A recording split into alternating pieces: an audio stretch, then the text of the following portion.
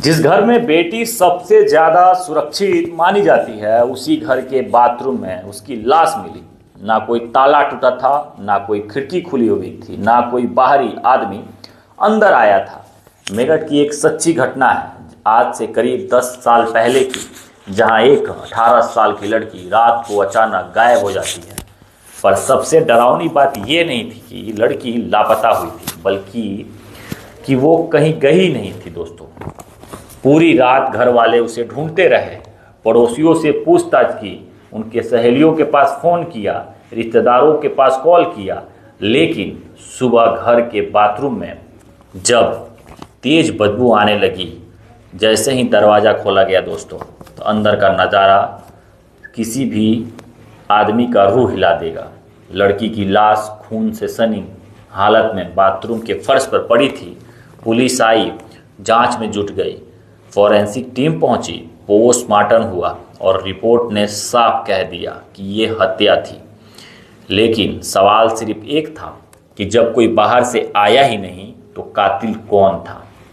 क्योंकि इस केस में कातिल बाहरी नहीं था, वो उसी घर में रहता था। और जब 72 घंटे बाद उसका नाम सामने आया तो रिश्तों पर से भरोसा ही उठ गया। नमस्कार, आदाब, आप सभी का स्वागत है द विशाल स्टोरी में। आज की जो सच्ची घटना बताने जा रहा हूं दोस्तों, जिसे सुनने के बाद से आपको रिश्तों पे से विश्वास उठ जाएगा। सबसे डरावनी बात यह है कि आखिर ये आदमी कौन था। ये कहानी की शुरुआत आज से करीब 10 साल पहले की है, उत्तर प्रदेश के मेरठ शहर की है। एक सामान्य सा मोहल्ला जहां लोग एक दूसरे को जानते थे और कभी किसी ने सोचा भी नहीं था कि इस इलाके में ऐसा जघन्य अपराध भी हो सकता है जो सालों तक याद रखा जाएगा। इसी मोहल्ले में रहता था एक मध्यवर्गीय परिवार, जिसमें माता, पिता और एक 18 साल की बेटी रहती थी। लड़की शांत स्वभाव की थी, ज़्यादातर समय घर तक ही सीमित रहती थी और किसी से कोई दुश्मनी नहीं थी। घटना वाले दिन भी सब कुछ सामान्य था।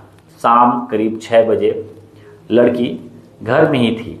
किसी तरह का झगड़ा नहीं हुआ था, ना कोई बाहरी मेहमान आया था। रात के करीब 8 बजे जब माँ ने उसे आवाज़ दी तो कोई जवाब नहीं मिला। पहले लगा कि शायद बिटिया छत पर होगी, कहीं पड़ोसी के घर गई होगी, या किसी सहेली ने उसे बुलाया होगा कि वो घर पे चली गई। लेकिन ऐसा कुछ नहीं था। या फिर उनको लगा होगा कि कहीं अपने आप वापस आ जाएगी। धीरे धीरे समय जब बीतता चला जाता है, रात के 10 बजते हैं, तब घर वालों की चिंता बढ़ चुकी थी। 11 बजे 12 बजते बजते बेचैनी अब डर में बदल गई थी। पड़ोसियों से पूछताछ की गई, रिश्तेदारों को फ़ोन किया गया, लेकिन कहीं से कोई जानकारी नहीं मिलती है। लड़की का मोबाइल फ़ोन घर पर ही छूट गया था। अब साफ था कुछ तो गड़बड़ है, लेकिन किसी को अंदाज़ा नहीं था। जिसकी तलाश हो रही है वो कहीं गई ही नहीं थी। अगली सुबह घर में एक अजीब सी बदबू फैलने लगी। पहले किसी ने ध्यान नहीं दिया, लेकिन बदबू धीरे धीरे तेज होती गई। जब घर के बाथरूम का दरवाज़ा खोला गया तो अंदर का नज़ारा देखकर सभी के होश उड़ गए। बाथरूम के फर्श पे लटकी थी नग्न अवस्था में लाश पड़ी थी। शरीर पर चोटों के निशान थे, गले पर दबाव के गहरे निशान साफ दिख रहे थे और चारों तरफ खून फैला हुआ था। घर में चीख पुकार मच गई और तुरंत लड़की के माता पिता ने पुलिस को सूचना दी। पुलिस मौके पे पहुंची और घर को सील कर लिया चारों तरफ से। फिर फॉरेंसिक टीम को बुलाया गया। बारीकी से एक एक करके जांच शुरू हुई। पोस्टमार्टम रिपोर्ट जब सामने आया तो साफ हो गया कि लड़की का गला दबाकर हत्या कर दिया गया है। समय बीत गया। मरने से पहले लड़की ने संघर्ष किया, जिसके निशान उसके शरीर पर मौजूद थे। लेकिन सबसे बड़ा सवाल था कि कातिल घर के अंदर आया कैसे, आखिर कौन था। जांच में सामने आया कि घर के किसी भी दरवाजे, खिड़की पर जबरन घुसने के निशान नहीं थे। आमतौर पर अगर कोई घर से बाहर ज़बरदस्ती घुसता तो इस तरह के निशान आते, लेकिन इस तरह का कुछ नहीं था। तो इसका सीधा मतलब था कि कातिल बाहर से नहीं, बल्कि वो घर में पहले से मौजूद था।